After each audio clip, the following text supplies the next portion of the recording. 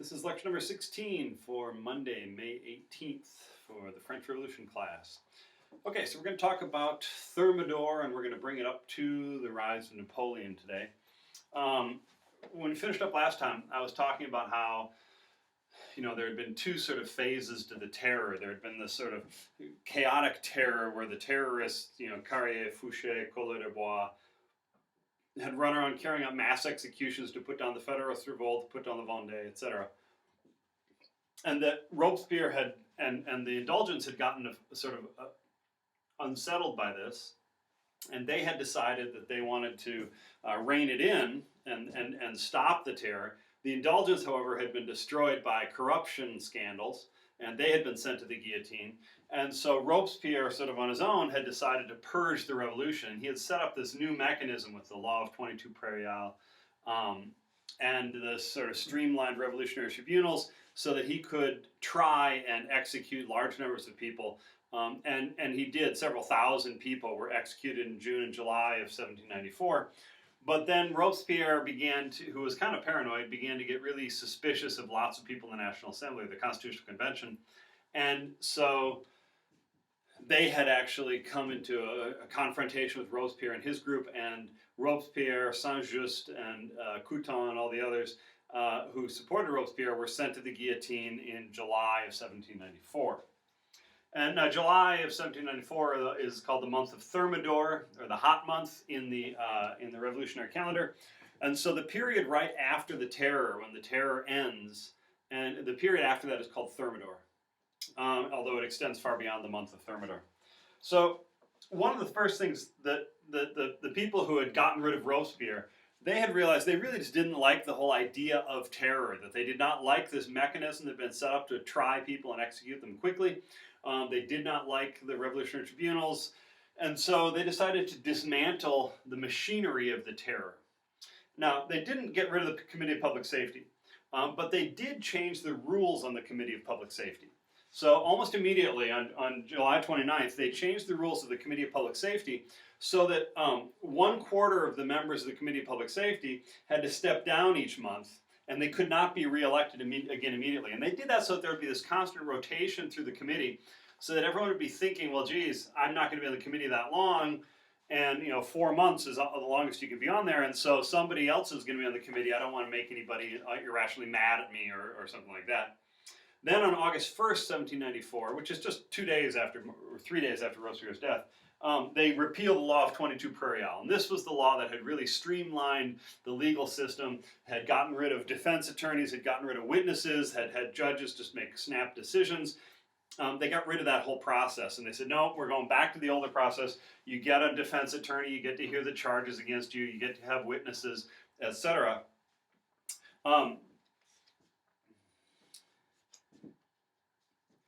And then finally, or the final thing they did right away is they reduced the number of sections. Remember, there were 48 sections, or sort of electoral precincts in Paris, and each section had a watch committee that was supposed to patrol their area and find counter-revolutionaries and arrest people. Well, they scaled that back. They then said that you only get one watch committee per every 4 precincts, so there's only 12 watch committees. So that's going to really reduce the number of people running around trying to arrest people. Then they demoted the Committee of Public Safety entirely. They said, okay, the Committee of Public Safety we created that as the executive. They were the ones who made all the decisions. Now we're going to farm those decisions out to other committees. So the convention had all these other committees, and each committee has certain jobs that it can do. So it's sort of like in the United States, if they'd said, well, you have the president, and said, we're going to get rid of the president. Now we're just going to say we're going to have this cabinet of all these different cabinet secretaries, and each one has their own little area they're going to do. That's how the government was going to run. The number of people guillotined fell way down. In August, okay, remember I said that 1,500 people or something like that were guillotined in June and July in Paris. In August, there were 6. And then for the rest of the year, there were 40 for September, October, November, and December. So about 10 a month. So the number of people who were guillotined fell dramatically in Thermidor. Now, one of the interesting things that comes out of this is that almost immediately, there's a reaction. The Jacobins and the terrorists had been terrorizing everybody. Everyone was deathly afraid that if they just said something wrong, they could get arrested, sent to the revolutionary tribunals, and guillotined within 24 hours. And it really was. I mean, anybody could denounce anybody else and get them arrested. And you could really, all you had to say was, oh, I heard them say, something like God save the king. And, you could get arrested and get sent to the guillotine for that. Or they left the house without wearing the revolutionary cockade. There are all sorts of things you could do that would get you arrested. And so people were actually living in terror for their existence.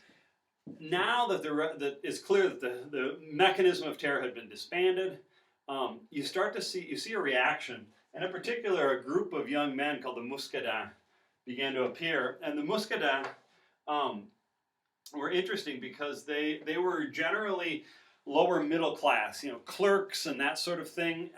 But they often had been men who were arrested, had been in jail. And I should point out, they let about 3,000 people out of 3,500 people out of Paris's jails in August. So there were lots of people who had been that close to being executed or whatever, and they now were out. And they hated the revolution, they hated the terror, and so the Muscadins, they started to dress in really, really flamboyantly flashy, expensive clothing just to sort of show it off, lots of lace and velvet and bright colors and all this stuff, just to sort of, because during the revolution everyone had tried to dress soberly to show that they were not wealthy and they were not aristocratic, etc. Well, the Muscadins are going to embrace this. They're just, we're totally going to go looking like aristocrats.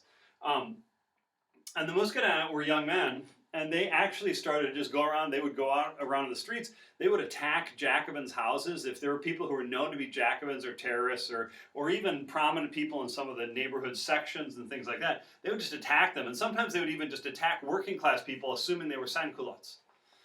And so the Muscadins are sort of just going on this revenge terror streak, just doing open violence in the street.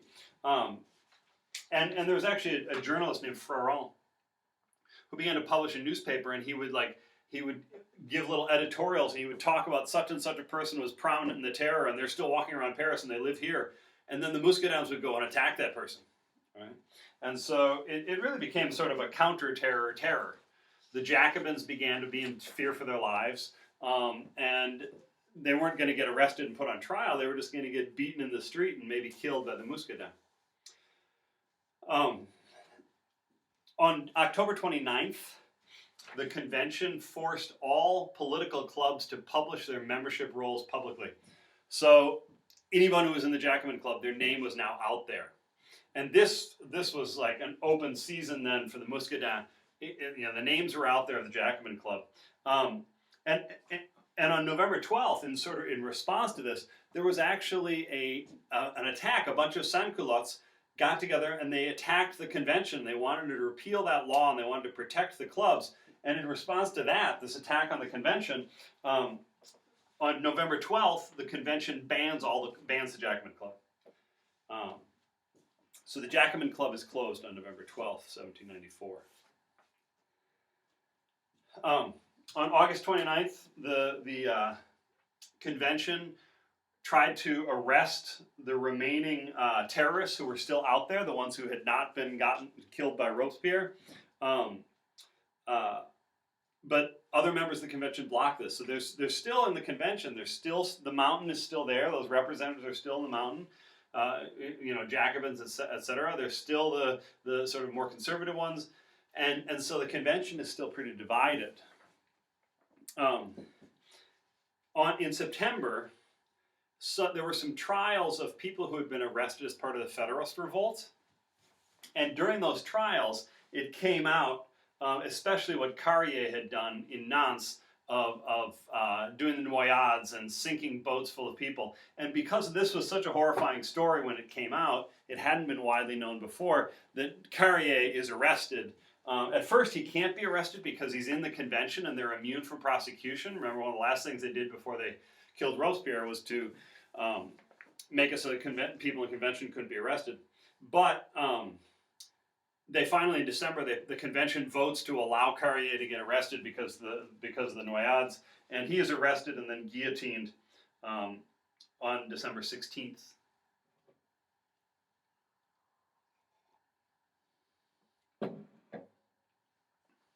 Then on December 9th, the convention votes to bring back any of the Girondins who are still alive. Remember, the Girondins have been purged from the convention. Many of them, 25 or so of the leaders, had been executed by Robespierre back early in 1794. But 71 of them had gone into hiding and were still alive, and so they basically say, yes, it's safe to come back to the convention, you're back in the convention. And this, the Girondins really wanted revenge, so they did not like the terror, etc. Number of other things happened, but I want to mention just right now that one of the things you're going to see now is the convention is really, the number of Jacobins in the convention is much smaller because of the terror, and the indulgents are gone, the Robespierre's group is gone, etc. And some of the Jacobins have just been killed by the Muscadins, etc. But there are still Jacobins in the convention, although the Jacobin Club doesn't exist anymore. But there are still, those deputies are still in the convention. But the convention, by and large, at this point, is middle class, and it begins to act more middle class because the Girondins and the more conservative members of the convention had always sort of mistrusted the sans-culottes. They'd never had any use for the sans-culotte ideas about, subsidizing bread prices and guaranteeing jobs for anybody, any of that sort of stuff. They were not on board with that, and so this new sort of more moderate, more conservative convention in late December starts to carry out a bunch of things where they thought the revolution had really gone too far already. So they're not just now stopping the terror, they're starting to undo things that the revolution had done earlier. For instance, they allow emigres, people who had moved away from France early in the revolution. They had been earlier. There had been a law passed saying that they would be killed if they came back. Now the convention says you can come back. So all these old aristocrats and etc. who had fled from the revolution back in 1789 can come back legally. Now, whether it's not it's a good idea, who knows? A lot of the remaining terrorists would be arrested in March of 1795. So and now they're really getting down the list. I mean, not just the major terrorists, but anybody who had anything to do with the terror is now starting to get arrested. The church and state, they separated church and state. Remember that the civil constitution of the clergy had said the church was a branch of the government and all priests, etc., were employees of the government. And then they had closed down all the monasteries and convents, and they had, etc. And during the terror, people like Fouché tried to close down all the churches, period. Well, now what they do on September 18th, 1794, they had separated the church and state, and they'd basically given all the churches back to the Catholic Church, and they'd said the French government has nothing to do with the Catholic Church. And then in February of 1795, they vote to allow freedom of religion, meaning anybody can be any religion that they want to.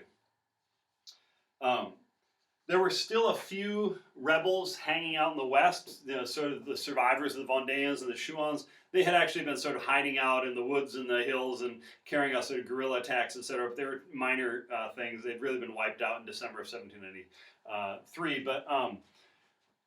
But now the government negotiates with them, and it signs agreements to allow the Vendéens and the Chouans, who had been under basically death sentences, to come out of the woodwork and come back. And so it really looks like the convention is much more moderate, and they're trying to make peace by forgiving and forgetting with a lot of groups that had been opposed to the revolution.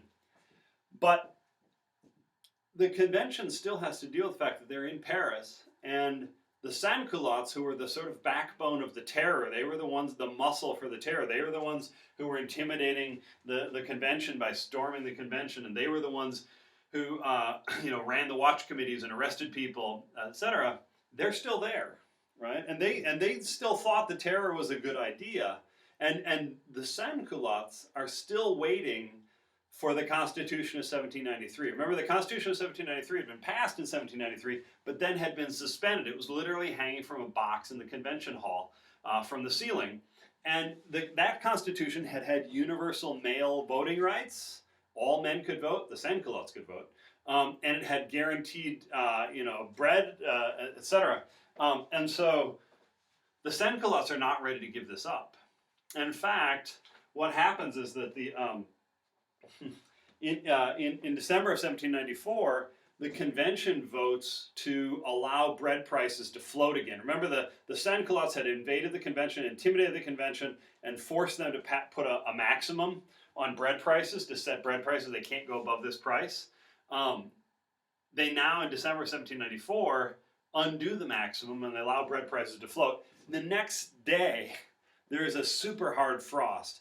And the winter that starts in 1794 and goes through into 1795 is the hardest winter of the century. And this causes massive shortages because essentially most of France, most of the rivers in France, it gets cold in France and it snows in a lot of areas, but the rivers don't freeze over.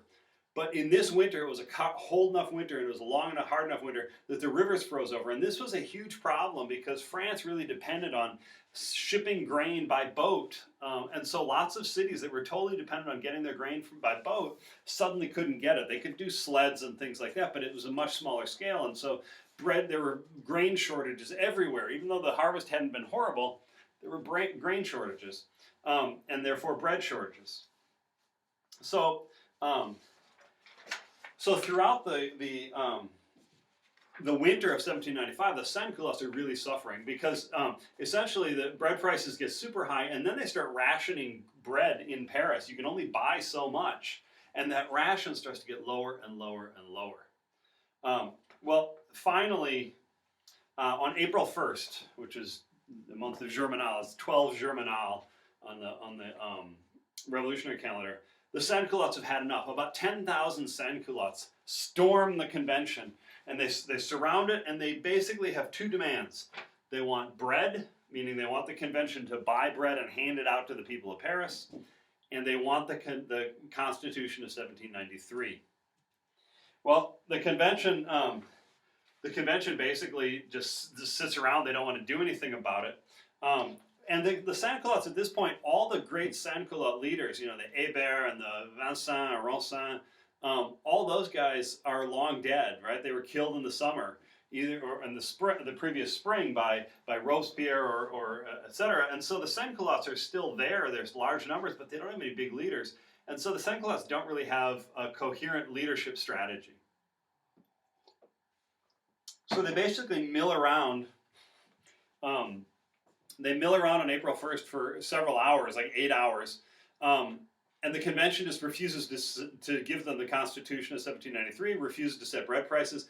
And in the end, they basically leave. They just can't, nothing comes of this massive protest. 10,000 sans-culottes show up and nothing comes of it. But the convention is scared by this. They don't like the sans-culottes coming in there and threatening them like that. And so as soon as the sans-culottes are gone, the convention has a vote, and the last of the terrorists who hadn't been arrested yet, Billaud, Collot d'Herbois, they're all arrested and sent to Devil's Island, which is an island in the Caribbean, which is a prison island. You'll notice they weren't guillotined. Then on April 10th, the convention had collected the names of 1,600 of the sans-culottes who had stormed the convention. They ordered the arrest of 1,600 sans-culottes on April 10th. And bread prices continue to go up, and bread rations continue to go down. By April, the average bread ration in Paris was 2 ounces a day, which means unless you were buying bread on the black market at really high prices, you got 2 ounces of bread a day. Unsurprisingly, on May 19th, which is 1 Prairial, there's another sans-culotte revolt. The sans-culottes march on the convention again. Thousands of them march on the convention.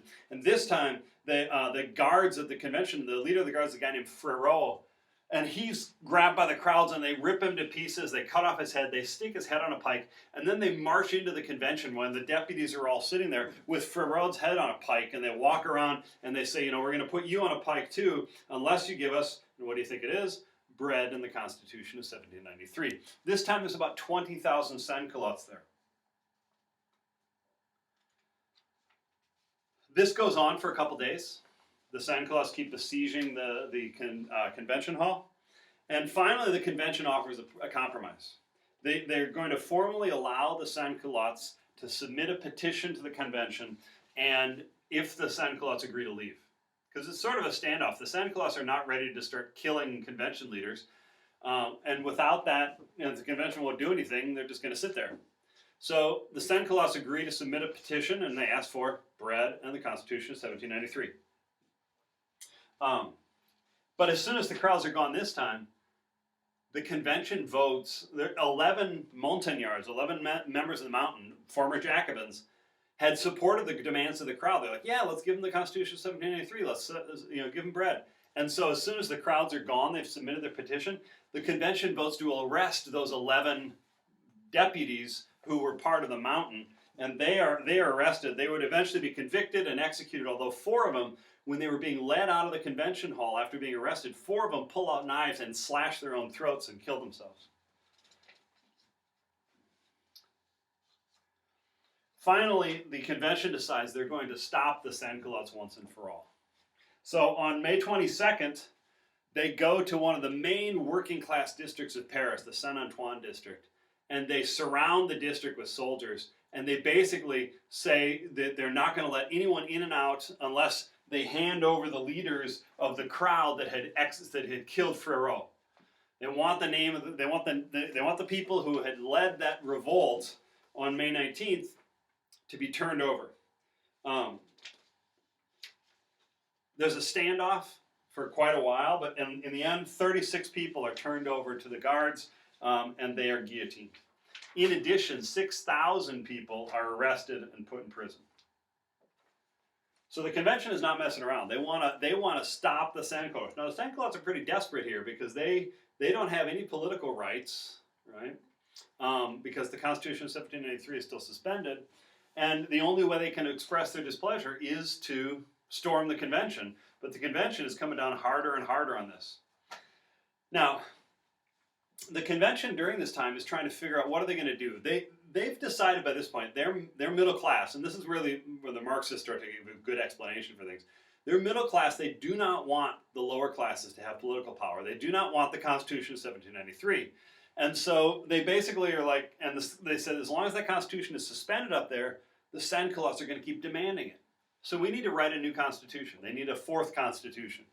And so they decide to sit down and write a 4th Constitution. And a lot of people here were even like, well, let's just go back to the monarchy, right? Now, Louis XVI is dead, can't be king. But Louis XVI's son was officially proclaimed Louis XVII by monarchists everywhere, because as soon as his father was dead, he was officially the king. Now, Louis XVII was young, and he had actually been like 10 years old when his dad was executed in January of 1793. And he actually he dies on June 8th, 1795. He died in prison. He'd been in prison since his father's execution, and he finally dies in prison on June 8th, 1795. That means that Louis does not have any more sons who are alive. And so it passes to Louis's brother. So Louis XVI's brother. Now Louis XVI's brother, the Comte d'Artois, had fled from France in 1789. He had been totally gone for the whole revolution. He'd been hanging out mostly in Italy, in Milan, Italy, throughout the revolution. And when he hears that his nephew, Louis XVII, has died, he proclaims himself Louis XVIII. And just as a side note, they're not all named Louis. They take the name Louis to be king. So Louis XVIII is now hanging out in Italy, and he proclaims himself King of France, and he says that when he's in power again, he's going to bring back the 3 estates, the aristocracy. He's going to bring back all those noble titles. He's going to bring back the aristocracy. He's going to give the church a privileged position in society. He's going to just go back to before 1789. Well, the convention is like, oh, well, if we want to go back to a monarchy, it's got to be him, because he's the heir to the throne. But he is totally, he refuses to accept anything from summer of 1789 onwards. He refuses to accept anything of the revolution, and he's going to go back to the way it was before the French Revolution. The convention's like, we don't want to go back there. We can't do that. There's no way we would get France to accept that at this point. And so the monarchy seems to be out. So they don't really know what to do. They talk about it, they argue about it, and finally they come up with the Constitution of the year 3. Now this is the year 3 under the revolutionary calendar that starts with the foundation of the monarchy, the republic. So 1795 is year 3. The republic was founded in 1792.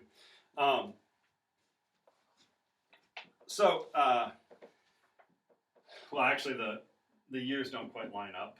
So it's 1794-95 is year 3. At any rate, on August 22nd, 1795, they issue the Constitution of the year 3. And this one is kind of an interesting one. Well, first of all males, 21 and older, vote.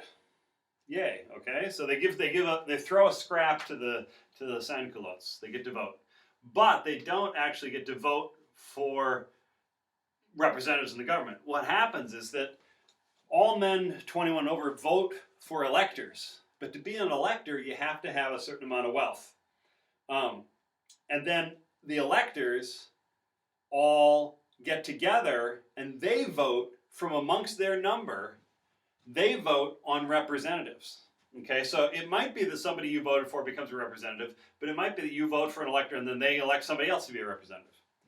And only 30,000 people are eligible to be representatives out of all of France, right? France is like 30 million. Only 30,000 people, or 1%, or 1%, 1/10 of 1%, are eligible to be representatives. Then the representatives, there's a bicameral legislature. A legislature of 2 houses, like ours, the House of Representatives and Senate. They have a Council of 500, which is like the House of Representatives. You have to be 30 years old to be in the House in the Council of 500. And this is interesting. The Council of 500 just proposes laws. They debate laws and then they write a law and then they propose it to the Council of Elders, which is like our Senate. The Council of Elders then votes on the laws. Now the Council of Elders doesn't write laws, doesn't propose laws. They just get sent laws by the Council of 500 and then they get to vote on it. And to be an elder in the Council of Elders, you have to be 40 years old or older. Now, that's the legislative part of the Constitution in year 3. The other part is that they create an executive branch. So they're going sort of like the United States here. They're going to create an executive branch. And the executive branch is called the Directory. And so, incidentally, the government that's created by the Constitution of the year 3 is called the Directory. Okay? So the Directory has 5 directors on it. And the directors are chosen by the elders. Right? So every male votes for an elector. The electors vote to elect the 500 and the elders vote to elect the Directory. Right? So at every stage here, what's happening is it's like our electoral college. You know, our electoral college was set up. I don't know if you know this, but when you vote for president of the United States, you don't vote directly for president. You vote for, you vote for president, and then your state says, okay, Hillary Clinton won, or Donald Trump won, or whatever, George Bush, or or Al Gore, or Barack Obama, or et cetera. And if your state votes for Trump, then they name a Trump supporter as an elector, and then the electors of the whole country get together and they actually elect the president. They vote for the president. Now, they're supposed to vote the way their popular vote went. So if Trump wins your state and you're a Trump elector, you're supposed to go vote for Trump. But it's actually an open question in the United States as to whether an elector could actually just say, okay, I'm a Trump supporter, and so the state votes for Trump, and they send you to the electoral college, and you vote for Hillary Clinton, or for who knows, Vince McMahon if you want to. So this is a similar process here. Is that basically they make people elect and elect and elect, and this system was set up. Our electoral college was set up because the founding fathers were worried that if you gave everybody a vote, you'd get crazy demagogues who got elected president. And so they said, well, put the electors in place, and the electors will be more serious-minded, upper middle class people, and they won't allow some crazy guy to become president. So it's sort of seen as a break, a sort of a filter to weed out the wingnuts. Well, this Constitution has lots of filters, right? It has multiple layers of filters to weed out the wingnuts. And so each deputy has a 5-year term, and then every year they draw straws, and a deputy is gone. Okay, now there's one other part of the Constitution. It's not actually part of the Constitution, but it's a law passed by the convention, and that is that 2/3 of the members of the convention automatically move over to the new legislature, the Council of 500 and the Council of Elders. And so they're basically saying we're staying in power. So this is the new government. This is the Directory. Okay, and the Directory is, you might think, oh, this will be a really stable government because it's got a very limited franchise. It's only the sort of wealthy who are running the government. So even though they're going to defend their own interests, it's going to be kind of stable. It's conservative. It's not going to have this system of all these filters is going to prevent any kind of crazy people, radical revolutionaries from getting elected. So it won't be radical, and it's a republic. So it won't. Well, the problem is for the Directory is that it really. The monarchists hate it, right? Because it's not a monarchy, right? And so all the aristocrats and all the people who love monarchy, they're still not going to support this. They hate this. But then the radical left, the Sans-Culottes and the Jacobins and all that, they hate it because it's too conservative, right? They want the Constitution of 1793. This is not the Constitution of 1793. And so basically, what the Directory is going to have is, for its entire existence, the Directory is going to be in constant danger of a coup from the right to restore the monarchy, or a coup from the left to create a more radical republic. And so it's and basically this Directory, the people who actually hold power in this Directory are such a tiny slice of the population. The people who are actually eligible to serve in the government in the Constitution Year 3 are really just wealthy, middle-class people. All the aristocrats are monarchists. And so the constituency, the number of people who really like the Directory, is a tiny slice of the population, and everybody else hates it. All right?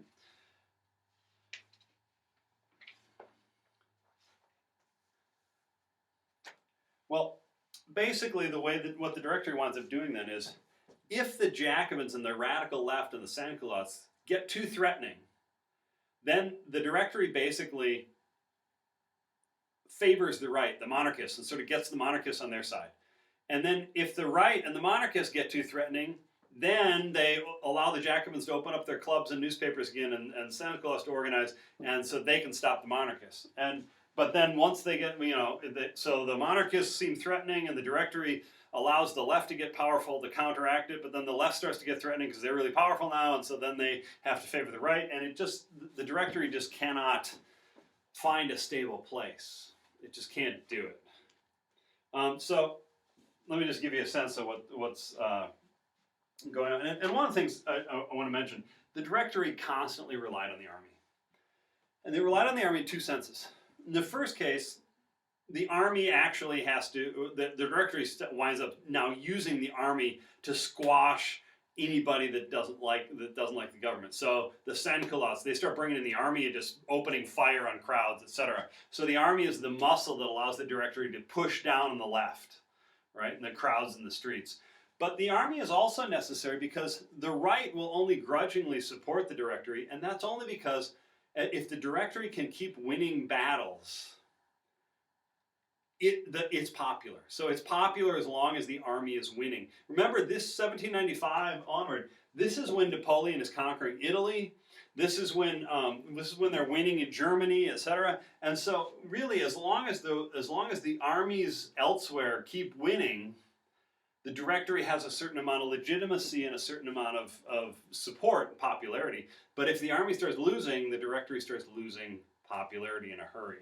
So the Directory is sort of doubly reliant on the army to put down actual street demonstrations and to build up its prestige.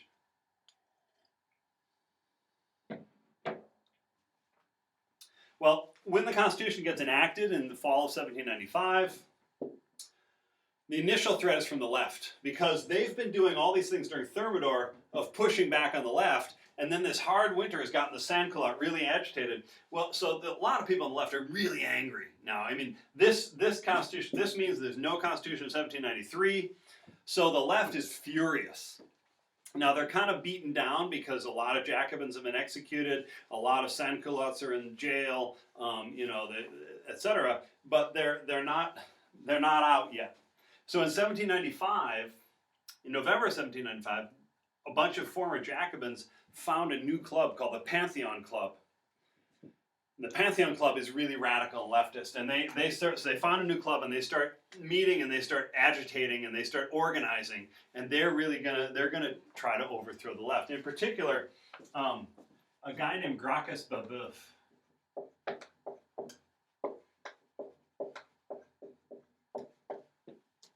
Becomes one of the leaders of the Pantheon Club. He begins publishing a really radical newspaper, and in this newspaper he demands the Constitution of 1793. But Babeuf is really much more radical than that. You could say that Babeuf is in some ways the first communist, right? I mean, like Karl Marx, Vladimir Lenin, kind of Russian Revolution sort of communist. Babeuf is actually talking about abolishing private property, okay? And so Babeuf begins to organize, and he actually starts to organize a conspiracy to overthrow the government. He starts plotting a coup to overthrow the government. And he's going to try to bring in the Constitution of 1793, and then he's going to try to push through a whole bunch of laws that would basically abolish private property. So in February of 1796, Babeuf tries to overthrow the government. His conspiracy is uncovered, and he is executed in May of 1797. So the first threat to the Directory comes from the left. But in the 1797 elections, the right wins big, and in fact, lots of 182 of the new members of the Council of 500 and the elders are monarchists. They're openly calling for a return to monarchy. Well, the Directory can't tolerate that, and so on September 3-4, 1797, the army stages something like a coup, and it arrests a bunch of monarchists and throws them out of the government. Okay. Well, then, of course, the right has been beaten back, but the left becomes a threat. So in the elections of 1798, in May, the left wins big. And the people who are elected in the elections seem to be people who are going to try to call for the Constitution of 1793, or at least some radical reforms. And so the army purges the Council of Elders and the Council of 500 again. In 1799, the left wins again, and the army purges them again. But then in June of 1799, there's a massive revolt in southern France led by monarchists who want to restore the monarchy. Right? So basically, the Directory is sort of caught between the left and the right, and neither side is really happy with the Directory, and both sides want to upset the Directory, overturn the Directory. But basically, the Directory is kind of playing them off against each other. Now, in the middle of this, I mentioned how much the army is really the backbone of the Directory. And one of the army's rising stars is Napoleon Bonaparte. You recall that during the Terror, he had taken the city of Toulon and had overseen the execution of lots of people. He had actually been fairly closely associated with Robespierre. But he had managed to be out on campaign when Robespierre fell. And so Napoleon had not gotten caught in the purge of Robespierre's allies. And so he had survived that, and he had sort of laid low, and then he had just basically focused on being a soldier. And of course, he has these brilliant successes in 1795 and 1796, conquers all of Italy and signs this peace treaty with the Austrians. And so he basically returns to France, and he's on a major sort of high. And he decides in 1798 that he's going to actually invade Egypt. Now, the reason for this was that the British, during the 7 Years' War, which, remember that bankrupted the French government and started this whole mess? During the 7 Years' War, 1756 to 1763, the English had taken a whole bunch of territories in India from France. France had these trading stations in India, little cities that they controlled along the coast, where they would trade with the Indian subcontinent. Britain had taken that, and so Britain saw India as this huge growth area for trade and for territory and conquest, etc. And in fact, we'll see that Britain would very gradually, over the next 100 years, conquer almost all of India. Actually, they would conquer all of India. So the French realized that a big part of England's wealth and a big part of England's military prowess comes from the fact that it has sort of a monopoly on trade with India. So a lot of the Indian goods, rather than shipping them all the way around Africa, you ship them through Egypt, because you can go up the Red Sea to Egypt, unload them, and take them on camel caravan a short distance, then put them on boats back in the Mediterranean. So a lot of English trade is going through Egypt. So Napoleon decides he's going to invade Egypt in order to cut off British wealth so that Britain would be easier to defeat on the continent. So he takes an army of 35,000 in 1798, and he does an interesting thing. Egypt was not well known, and not many people knew a whole lot about Egypt at this point. It had been part of the Ottoman Empire for hundreds of years. It was still part of the Ottoman Empire, but the British had a huge influence there. And so Napoleon not only brings an army of 35,000, he also brings a bunch of scholars. He brings all sorts of scholars in languages, in Middle Eastern languages, in history, and archaeology, and religion, etc. And this is the beginning of when Napoleon, he invades Egypt, he conquers Egypt, takes it from the Ottomans, but he kicks the British out too.